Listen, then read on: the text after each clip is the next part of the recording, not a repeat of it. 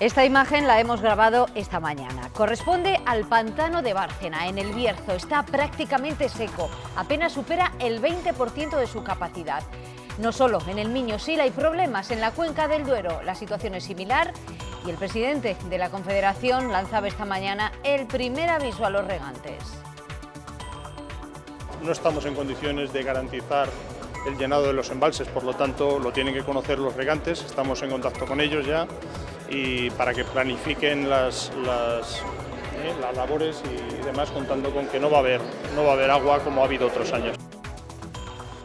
Buenas tardes. El campo sigue mirando al cielo. Así comenzamos el mes de febrero y nuestro informativo. Con el año empezado, la Junta no quiere retrasar más sus presupuestos y por fin hay fecha para que lleguen a las Cortes. Yo le aseguro que en febrero estará avanzando bien, a buen ritmo, el proyecto de presupuesto. A este ritmo, en 2050 habrá tantos pensionistas como población activa, un escenario que, según el Círculo de Empresarios, obliga a tomar medidas inmediatas. Ellos presentan 67 propuestas al Pacto de Toledo, entre ellas que los trabajadores paguen más a la Seguridad Social.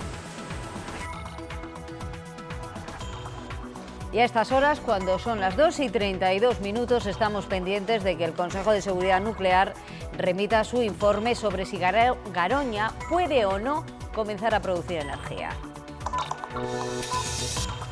La propuesta sobre la mesa es que podrá retomar la actividad con la condición de que acometa medidas de seguridad por un importe de 200 millones de euros.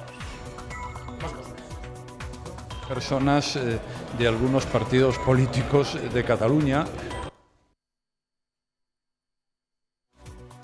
Hoy en los pasillos del Congreso de los Diputados, donde se ha hablado del coste de la energía, de la gestión de las cajas de ahorro y de muchas más cosas.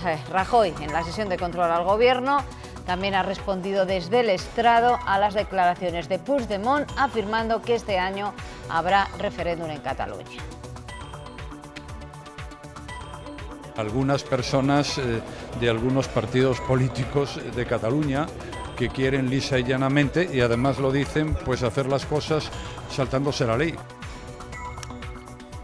Aumentan las pruebas de paternidad dentro de la pareja y eso es porque también se sospecha más. Nos lo cuentan hoy desde uno de los laboratorios especializados en estos test en Ponferrada. Cada vez son más los padres que deciden acudir a estos laboratorios, una prueba rápida que puede cambiarle la vida y en ocasiones para mal. Según sus datos, un 10% de los test confirma que no son los padres biológicos de sus hijos. El rey Alfonso X el Sabio fue el primer cronista de la historia de España. Ahora, una exposición en Salamanca recoge detalles de cómo se fraguó esa historia de España. El rey sabio eligió personalmente a sus colaboradores, quienes entre 1252 y 1259 recopilaron todo el material. Nuestro hombre del tiempo se nos ha ido hoy a la nieve, está en Formigal y desde allí nos cuenta las previsiones del tiempo para nuestra casa, para Castilla y León.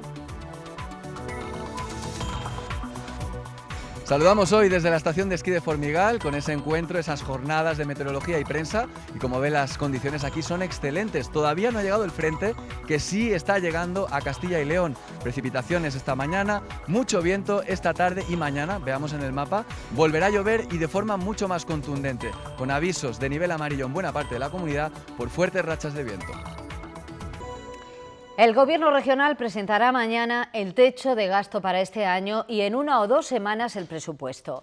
El vicepresidente de la Junta no ha entrado en detalles porque es decisión del Consejo de Gobierno, pero sí ha sido rotundo al decir que en este mes estará avanzado el trámite en las Cortes.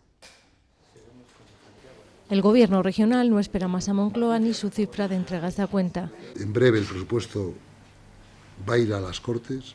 La Junta aprobará mañana en Consejo de Gobierno el techo de gasto y después el presidente presentará las cuentas para 2017. No hay aún fecha para esa presentación, pero el vicepresidente del Ejecutivo dice esto. Yo le aseguro que en febrero estará avanzando bien, a buen ritmo, el proyecto de presupuesto. De Santiago Juárez también ha hablado de Nissan y la pretensión del PSOE de presentar una declaración institucional en el Parlamento. Que estamos todos juntos es claro. Es decir, esto no es un problema de colores políticos. Si la presenta, bienvenida, o sea, la moción o la proposición no de ley o la declaración institucional. Bueno, sí, pero esto es cosa de todos. Esto no se arregla con una resolución de las Cortes. En Ávila, reunión de la Comisión Territorial de Delegados, donde se anuncian cambios para primavera para modernizar las delegaciones y actualizar sus competencias. La consejera de Familia informaba de los proyectos en marcha. Estamos trabajando en una estrategia de envejecimiento activo y prevención de la dependencia, la primera que va a tener esta comunidad. También una plataforma de atención sociosanitaria y la acreditación de los servicios de ayuda a domicilio. La falta de presupuestos paraliza muchas cuestiones, entre ellas, por ejemplo, la convocatoria de oposiciones. El consejero de Educación decía esta mañana que si no están aprobadas las cuentas este mes, será prácticamente imposible sacar las plazas del cuerpo de maestros. Hasta finales de mes. Como a finales de febrero no tengamos el presupuesto, este año con toda seguridad no vamos a poder convocar oposiciones. Solo puede hacerse en los meses de verano, aprovechando el parón académico de julio y agosto, y por tanto es un problema temporal. Si este año no logramos convocar oposiciones, por supuesto el próximo curso saldrán muchísimas más plazas. En poco más de 10 años, cada trabajador tendrá que sostener a un pensionista. Son datos del Círculo de Empresarios que consideran imposible mantener las actuales prestaciones. Por eso este colectivo ha hecho pública su posición de cara a la negociación del Pacto de Toledo. Sus propuestas exigirán más de los trabajadores. 1 de cada 4 españoles tendrá más de 65 años y la edad media del país será superior a los 50, la cuarta más elevada del mundo. Un 40% de la población tendrá que sostener al resto y por cada pensionista habrá solo 1,3 personas cotizando. Es el escenario que dibuja el Círculo de Empresarios en el año 2030, dentro de poco más de una década. Una transformación demográfica que, junto al paro y la temporalidad, ponen en riesgo nuestro sistema del bienestar. Tenemos que hacer algo porque con el sistema que tenemos este proyecto no es sostenible. Para garantizar unas pensiones dignas, los empresarios recomiendan que los trabajadores coticen más y durante más tiempo, de hecho, toda su vida laboral, que se les informe de sus aportaciones para que, si quieren, puedan aumentar su base de cotización y sustituir el modelo actual por otro que se complete con aportaciones voluntarias y obligatorias. Queremos resaltar la importancia trascendental de tener un amplísimo consenso social sobre estas reformas. Hemos de entender que en la medida en que suponen un mayor esfuerzo o quizás una menor prestación, pues no son fácilmente aceptables. Un sistema que copia al de Suecia, que este año completará su implantación. Desciende el número de autónomos en Castilla y León, pero los que están generan empleo. Además, para este año, la mayoría cree que su negocio va a ir a mejor. Así lo muestra el barómetro de la Asociación de Autónomos de Castilla y León, que también apunta que ha bajado la morosidad. Los autónomos castellanos y leoneses son los que más empleo crean de España y además para este año se muestran optimistas. 7 de cada 10 cree que será mejor y el 37% prevé contratar. Casi el 79% de los autónomos piensa que su negocio irá mejor o al menos se mantendrá como en 2016. También mejora el acceso a la financiación, pero siguen viendo en la morosidad el mayor problema para sus negocios. Un 7% sigue tardando más de un año en cobrar. La reivindicación más solicitada, la bajada del IVA. A los peluqueros y a las peluqueras de este país que le subieron el IVA del 8 al 21%. A los veterinarios, a los gimnasios y a todas aquellas personas que sobre su espalda están sufriendo una subida de 13 puntos porcentuales. Queremos reforzar un programa específico para aquellos autónomos con más dificultades sociales, que se quedan a veces sin nada, que tienen que cerrar su negocio y que a veces quieren emprender otra nueva actividad en este contexto. La Asociación de Autónomos de Castilla y León ha aprovechado la presentación de sus datos anuales para inaugurar su nueva sede. También esta mañana se ha puesto en marcha la Escuela de Accionistas para formar los futuros líderes de las empresas familiares de nuestra comunidad. El objetivo es fomentar la unidad y la responsabilidad, además de dar a conocer las herramientas de las que disponen, por ejemplo, en materia de financiación. todos los jóvenes que formamos parte del Fórum nos formemos un poco sobre cómo tenemos que actuar responsablemente en las empresas, bien sea como accionistas o como trabajadores de las mismas. Creo que es a través de la formación donde más tenemos que colaborar con esto, porque normalmente la empresa familiar nace de una idea brillante y las siguientes generaciones lo que tienen que hacer es hacer crecer esas ideas. Y en las Cortes de Castilla y León, Podemos ha solicitado la comparecencia del consejero de Fomento. Quieren que explique el futuro de las sociedades que se crearon en Palencia y Valladolid para soterrar el ferrocarril. Y en el caso de la capital del Pisuerga, ¿cómo va a pagar la Junta los 100 millones que debe? Quieren además que el Consejo de Cuentas fiscalice estos dos organismos. Para que sepamos con transparencia, con claridad y con efectividad a dónde ha ido cada uno de los euros que se ha llevado esta sociedad, en qué se ha empleado y de qué manera se ha gastado y quién se ha beneficiado de la deuda que tenemos contraída hoy en día con ella. Izquierda Unida va a presentar una iniciativa en las Cortes en favor de los enfermos celíacos. Pedirá al Gobierno que publique la lista de alimentos prohibidos, que todos tengan el mismo sello y que se baje el precio de la cesta de la compra con medidas fiscales. Desde las asociaciones denuncian, incluso los propios enfermos tienen problemas para identificar los alimentos con gluten porque van más allá del pan o la harina. Un pollo asado, sin ir más lejos, también tiene gluten.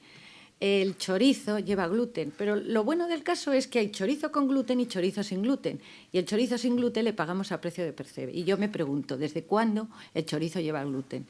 Desde el momento en que han visto que si el pimentón es más caro, le añades harina, abarata los precios porque eso aumenta.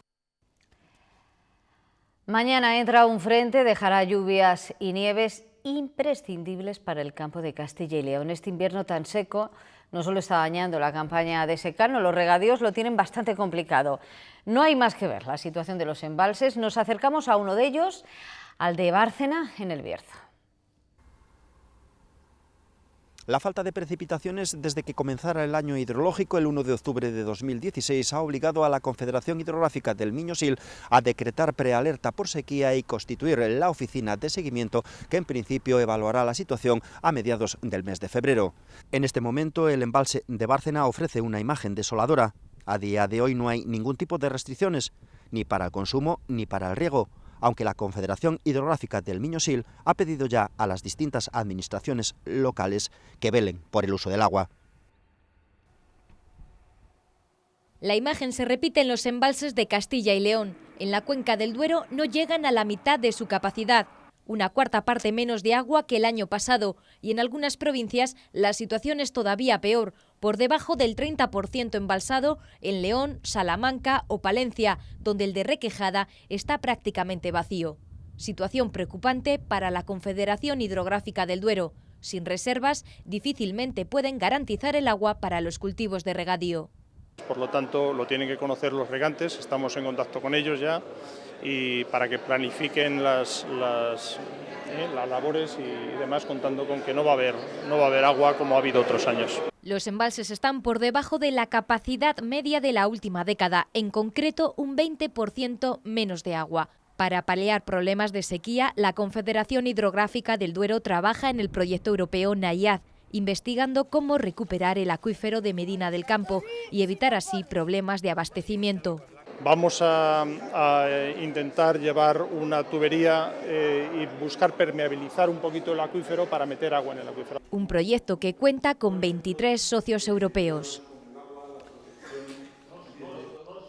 Con respecto a estos problemas del agua ha hablado también la consejera de Agricultura. Dice que es la propia Confederación la que tiene que regular los permisos de riego en función de los niveles de los ríos. Lo ha dicho en Carpio, en Valladolid, después de celebrar la Mesa Regional de la Patata.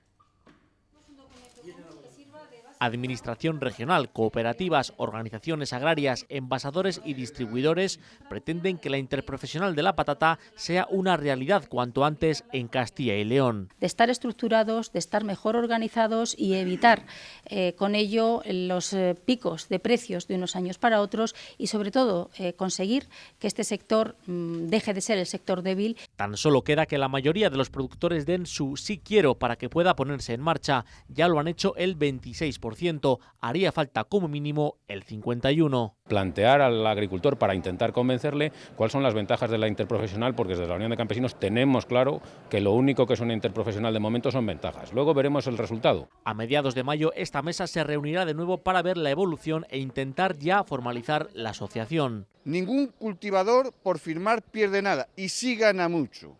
Es la herramienta para poder acceder a fondos europeos, para poder acceder a fondos nacionales para promoción, para contratos, para seguridad, para cultivo, para la siembra, para la recogida. La comunidad cuenta casi con el 40% de la producción de toda España. Esta campaña se han recolectado 854.000 toneladas, eso es un 3% más que en 2015. Nuevo ataque de lobos a ganado, esta vez en las cercanías de Herreros, en Soria, y ha colmado la paciencia de los ganaderos de Pinares. Ocurría a mediados de la semana pasada cuando el dueño de un rebaño de Vinuesa se percató de la muerte de 4 ovejas. La reunión mantenida hace 3 meses con autoridades de la Junta, según el colectivo, no sirvió de mucho. Los ataques se siguen produciendo, aseguran que la población de lobos está descontrolada y además no han cobrado las ayudas. La reunión fue una vergüenza para decirnos que no quieren hacer absolutamente nada. Entonces, si no van a tomar ellos medidas, pues los tendremos que tomar los ganaderos. Pues que tendremos que dar batidas por nuestra cuenta y cargarnos todo bicho viviente que haya por ella está. Si la Junta, que son ellos los amos, no quieren tomar medidas, pues los ganaderos. En esta ocasión el ataque se produjo en Herreros, a orillas del pantano de la Cuerda del Pozo, con el resultado de 4 ovejas muertas. Los ganaderos de Pinares advierten de que si no se controla adecuadamente la población de lobo podrían llegar a abandonar sus explotaciones, con lo que supondría también ello de perjuicio medioambiental. Los ganaderos apuntan además de a la Junta a los colectivos proteccionistas. Ahora que los ganaderos hemos tomado conciencia que hay cosas que no se pueden hacer, que estamos absolutamente dentro de la ley, veo que es el otro sector el que se toma las cosas con toda la libertad del mundo. Pueden colgar un vídeo hablando claro, mandándote a tomar por saco, porque derriban un puesto de lobo. Para mí son los verdaderos terroristas en este asunto. Los ganaderos piden que se mire el ejemplo de La Rioja, donde no se ha controlado la población y cada vez hay más lobos y menos ganaderos. Son las 2:49 y seguimos sin tener noticias del Consejo de Seguridad Nuclear. El miércoles comenzaban a debatir sobre el futuro de Garoña y hoy está previsto que por fin emita una resolución, al menos está incluido en el orden del día. En la sede del Consejo está Sara Ayuso. Sara, buenas tardes, ¿qué nos puedes adelantar?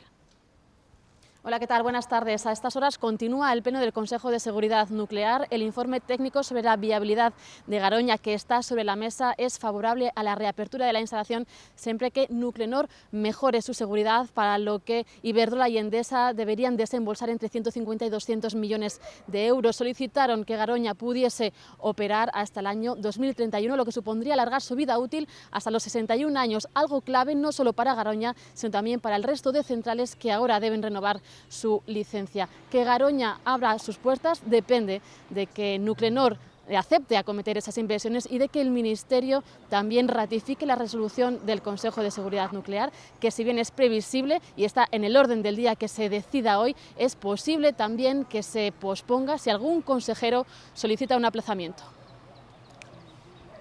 Muchas gracias, Sara. Y en Burgos están muy pendientes de esta resolución. El senador socialista Ander Gil dice estar convencido de que el Gobierno del Partido Popular está utilizando Garoña para poder ampliar la vida de otras centrales nucleares de España.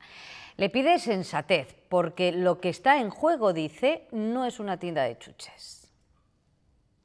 Queremos pedir sensatez al Partido Popular, que es quien tiene mayoría en el Pleno del Consejo de Seguridad Nuclear, porque estamos hablando no de un negocio cualquiera, no de una tienda de chuches, hablamos de reactores nucleares y la seguridad ha de mediar en cualquier tipo de decisión. En Castilla y León, cerca de 4.000 hogares dependen de ONGs para poder pagar sus facturas energéticas. Un problema que, según el Partido Socialista, han abordado los ayuntamientos socialistas, pero no la Junta. En la iniciativa que llevará al primer pleno de las Cortes, le piden al Gobierno central cambios normativos y al Ejecutivo de Herrera un informe de evaluación de las medidas adoptadas hasta este momento. Seamos capaces de saber si estas medidas han sido eficaces, si la coordinación con los ayuntamientos es suficiente, cuál ha sido su coste y quién ha abonado este coste. Porque si todo esto está repercutiendo solo en los ayuntamientos, la Junta de Castilla y León demostrará muy poco compromiso. Queremos saber si está siendo eficaces y si de verdad todas estas medidas son suficientes para garantizar que nadie pase frío en nuestra comunidad autónoma. Y desde el Gobierno central se defiende la gestión del problema de la electricidad ante las fuertes subidas en los precios de las últimas semanas. Mariano Rajoy y el ministro Álvaro Nadal han recordado que se ha congelado la parte regulada de la tarifa y que ya está bajando el coste de la luz. Unidos Podemos ha hecho varias propuestas para que descienda más, unas propuestas que no han convencido al Ejecutivo. Ya que la luz es un bien de primera necesidad, le propongo que reduzcamos el IVA del 21% al superreducido del 4% o al menos al reducido del 10%. El modelo ya está auditado y se audita de una manera continuada. En las otras no estoy de acuerdo en ninguna. Dice Rajoy que la luz sube porque no llueve.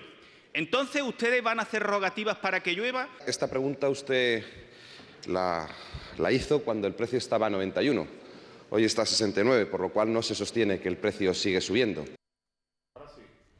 Y a todo esto, una eléctrica, Red Eléctrica Española, ha nombrado a un nuevo consejero y para ello ha vuelto a mirar al mundo de la política. El elegido esta vez ha sido este hombre, el que fuera director general de la Guardia Civil entre 2011 y 2016. En el sector privado, Arsenio Fernández de Mesa solo tiene experiencia como jefe de inspección del Departamento Marítimo de una multinacional. Ahora cobrará por su nuevo cargo más de 170.000 euros. También decir al PP-PSOE que al margen de la ley de puertas giratorias, que también tengan un poquito de decencia. Es decir, que al final, cuando uno acaba su carrera política, pues puede incluso buscar trabajo. Es decir, no es obligatorio que te coloquen en un consejo de administración a dedo sin tener ninguna experiencia en ese ámbito. Mariano Rajoy ha evitado contestar sobre el nombramiento de Fernández de Mesa en el Congreso, donde el presidente del Gobierno sí que ha estado esquivo sobre el rescate de las cajas de ahorro o para pronunciar la palabra perdón, para disculparse por el Jack 42. Ha sido en una sesión en la que Moncloa ha anunciado que prorrogará la suspensión de desahucios. Que ustedes trabajan el Gobierno prorrogará la suspensión de desahucios a familias vulnerables como ya hizo en 2015. Y lo volveremos a hacer ahora, estamos abiertos a la negociación. Es una medida que ha favorecido a más de 24.000 familias vulnerables. Luis de Guindos lo ha anunciado en una sesión de control en la que el PSOE ha pedido a Rajoy que pida perdón a las víctimas del Jack 42. Por dignidad hacia ellos y hacia nuestra democracia, debería, señor presidente, pedir perdón. Rajoy se ha disculpado, pero sin pronunciar la palabra perdón. Quiero reiterar y asumir como propias las palabras que en esta misma Cámara pronunció hace escasas fechas la ministra de Defensa. También ha eludido una respuesta directa a Rivera, quien ha pedido una investigación sobre el desfalco en las cajas rescatadas. ¿Por qué han desaparecido 41.000 millones del bolsillo de los españoles? ¿Con expolíticos al frente de esas cajas? Si nosotros no hubiéramos hecho nada, ¿qué se hubiera producido con las cajas de ahorro? Pues una quiebra desordenada de las entidades que liquidaba la confianza en la economía española. Y en cuanto a las intenciones de la Generalitat de Cataluña de convocar el referéndum y además adelantarlo a primavera, algunas personas de algunos partidos políticos de Cataluña que quieren lisa y llanamente, y además lo dicen, pues hacer las cosas saltándose la ley. El Gobierno recuerda que responderá con la Constitución en la mano a todos los abusos del Gobierno catalán, pero no desvela qué medidas podría tomar. Y también hoy desde el Congreso, Pablo Iglesias e Íñigo Errejón han intentado quitar hierro a la imagen que dejaron ayer en el Pleno, donde se les pudo ver discutiendo bastante acaloradamente en sus escaños en medio de la tensión interna que vive Podemos. Ambos dicen que fue solo una conversación acalorada y que aún pueden ponerse de acuerdo antes del Congreso del partido. Tenemos que seguir trabajando en la dirección de buscar el mayor número posible de acuerdos, aunque finalmente no hubiera acuerdos de listas, y lo fundamental es que Podemos esté unido y yo voy a seguir trabajando para ello. Sí, hasta el último minuto hay que intentarlo. Que fue una conversación normal, de verdad, que os lo hemos dicho todos, que estamos hablando y ya está, y estaban hablando en el escaño como tantas otras veces, que no se convierte en noticia. BBVA ganó el año pasado 3.475 millones de euros, es un 31,5% más que en 2016 y el mejor resultado desde 2010. Entre las razones, la evolución de los ingresos, la moderación de los gastos y la disminución de los saneamientos. En España, el beneficio de la entidad fue de 916 millones, un 16% menos, entre otras cosas porque reservó casi 600 millones de euros para la devolución de las cláusulas suelo. Lo hará de forma express en cuanto el Supremo decida el 15 de febrero cómo aplicar la sentencia europea y cree que la nueva ley hipotecaria podría encarecer las hipotecas. Vamos a respetar, como siempre hemos hecho, a nuestros clientes, vamos a ver cada caso con muchísimo interés, vamos a evitar toda la conflictividad que podamos. En eso estamos todos de acuerdo y vamos a hacer las cosas bien. Y hacer las cosas bien significa hacer las cosas bien. Es evidente que cuanto más endurece un sistema, más precauciones hay que tener, más costoso es, lógicamente, gestionar ese sistema. Por lo tanto, es natural pensar que la media de una hipoteca, el costo, irá cambiando en el tiempo. Pese a las peticiones y críticas de la oposición, el Gobierno de España sigue apostando por la prudencia y sus críticas a las acciones de Donald Trump. La última, la elección de un nuevo candidato para el Tribunal Supremo, que no ha tardado en levantar ampollas. 49 años, conservador y con un pasado marcado por algunas posturas polémicas. Es el perfil de Neil Gorsuch, el elegido por Donald Trump para ocupar la vacante de juez del Tribunal Supremo. Prometí al pueblo estadounidense que si yo era elegido presidente, encontraría al mejor juez del país. Y cree haberlo encontrado en un magistrado que ha defendido la pena de muerte y en el aborto se ha mostrado cercano a los sectores pro vida. En la calle, los detractores de Trump no han tardado en mostrar su desacuerdo. Y eso a pesar de que a Gorsuch aún le queda camino para llegar al Supremo, pues pese a que los republicanos tienen mayoría, sus votos no son suficientes. Mientras, en Europa, las voces contra el presidente americano empiezan a oírse más alto, después de que el presidente del Consejo Comunitario lo haya calificado como una de las 3 amenazas que afronta la Unión. En España... ¿A qué espera su gobierno para fijar posición en defensa de México, de la democracia y de los derechos humanos? Hemos mostrado nuestro desacuerdo con medidas que van en contra del libre comercio y hemos mostrado también nuestro desacuerdo con cualquier medida discriminatoria o denigrante en materia de inmigración. Si México lo pide, dice el ministro de Asuntos Exteriores, podría convocarse una reunión extraordinaria de apoyo por parte de los países iberoamericanos. Señor ministro. Ángel Remesal es la persona que encontró el cuerpo sin vida de la niña de 6 años que apareció en una acera de la capital zamorana esta semana. Eran las 5:15 de la mañana, entraba a trabajar en su bar y jamás olvidará lo que ocurrió. Y en el primer semáforo de la calle Arapiles, donde la Cortina, pues levanto la vista y me encuentro, unas piernas que no sabía al principio lo que era. Y bueno, cuando me fui acercando ya vi que era el cuerpo de una niña, ya cuando estaba a la altura de la niña, y veo que estaba en la acera y la cabeza la tenía en el bordillo. Y veo que había un muñeco donde se aparcan los coches y yo acto seguido fui a la policía, di parte a la policía. La Policía Nacional, que está justo al lado del lugar de los hechos, acudió en cuestión de segundos. Se bajó el policía, le tomó el pulso a la niña y ya le dijo al compañero, dice, está muerta. Ángel pasa ahora todos los días por esta misma calle y asegura no lo olvidará nunca. La mañana siguiente, pues cuando paso a la altura de la niña, pues se me pone la carne de gallina y y casi lloro, y hoy por la mañana sí, hoy a la altura de la niña sí lloré y claro, estoy un poco emocionado. Mientras continúa con la investigación de este caso que ha conmocionado a la ciudad de Zamora.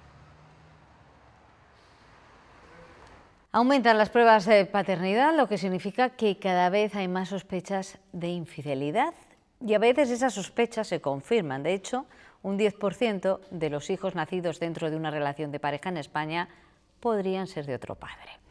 El número aumenta cuando ya hablamos de personas que sí, que se han hecho el test de paternidad.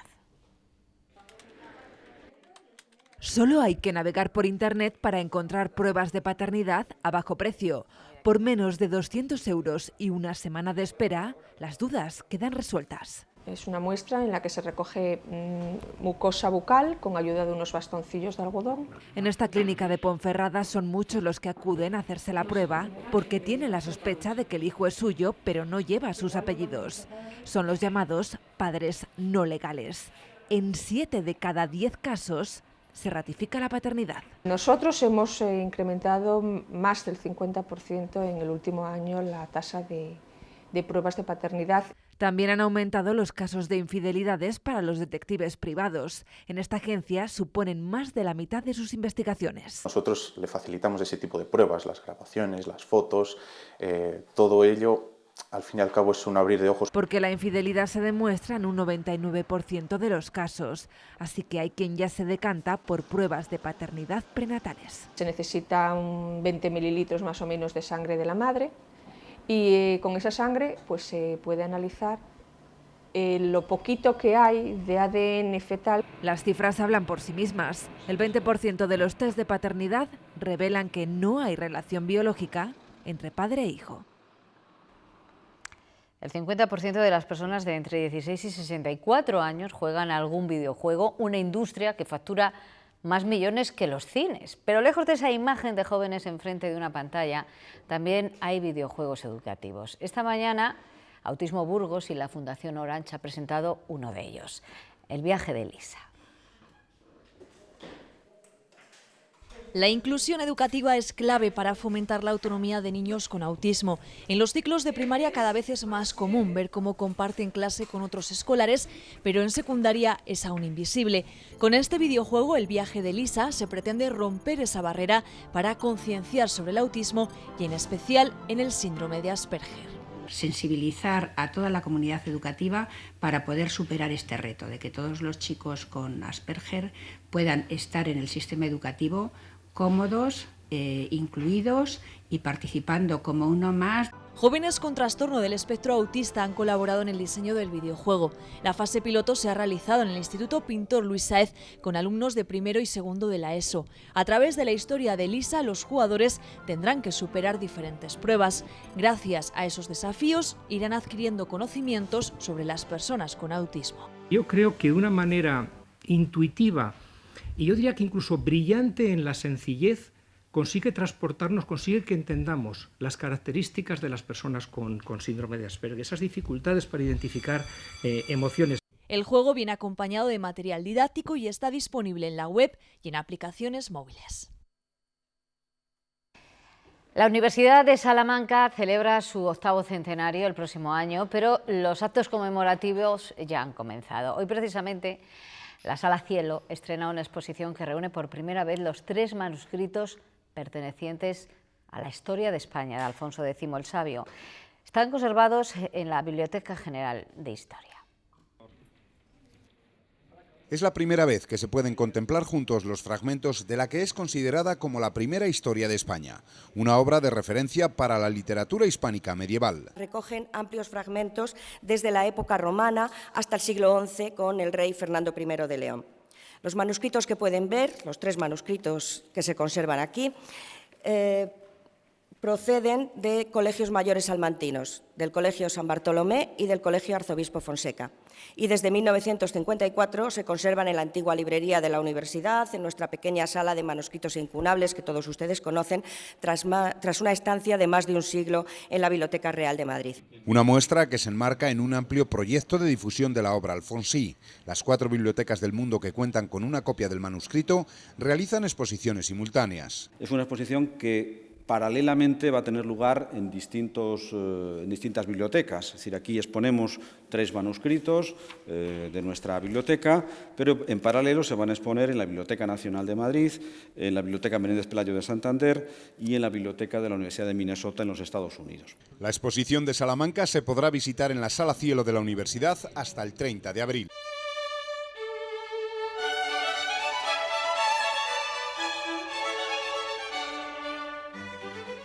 Suena la música y con música también nos vamos a despedir hoy con una de las obras más importantes de Giuseppe Verdi. La ópera El Trovador. Il Trovatore es la última producción del Teatro Calderón de Valladolid. Hoy se estrena y se va a poder ver hasta este domingo. Nosotros hemos tenido el lujo de poder asistir al ensayo general y con él les dejamos. Adiós. Así empieza El Trovador, con una pequeña historia en imágenes que nos anticipa cuál será la trama de esta producción. Es una obra que trata del tema cainita por excelencia, dos hermanos que se enfrentan, y esto que en el plano personal es una tragedia, en el plano colectivo se llama una guerra civil. Un drama entre dos hermanos que representan dos mundos completamente diferentes, el romanticismo y la libertad del trovador y todo lo que rodea a la aristocracia. La historia termina mal, yo diría fatal, no mal, sino fatal porque acaba casi todo el mundo desapareciendo, ¿no? No les desvelamos más de esta historia tan conocida de Verdi, maestro de un género que va ganando adeptos día a día. La ópera se ha visto durante mucho tiempo, se le ha tildado de elitista y yo creo que nada más lejos de la realidad. La ópera siempre ha sido históricamente un espectáculo cercano al pueblo, ¿no? Varias semanas de ensayos y un equipo de más de un centenar de personas han logrado esta puesta en escena. Por supuesto que siempre que hace falta actores, miramos primero, lógicamente, a la ciudad, porque en Valladolid hay muchísimos actores y muy buenos actores. Y por eso la melodía corre a cargo de la Orquesta Sinfónica de Castilla y León. Esta tragedia romántica de pasiones y emociones podrá verse en el Teatro Calderón hasta el domingo.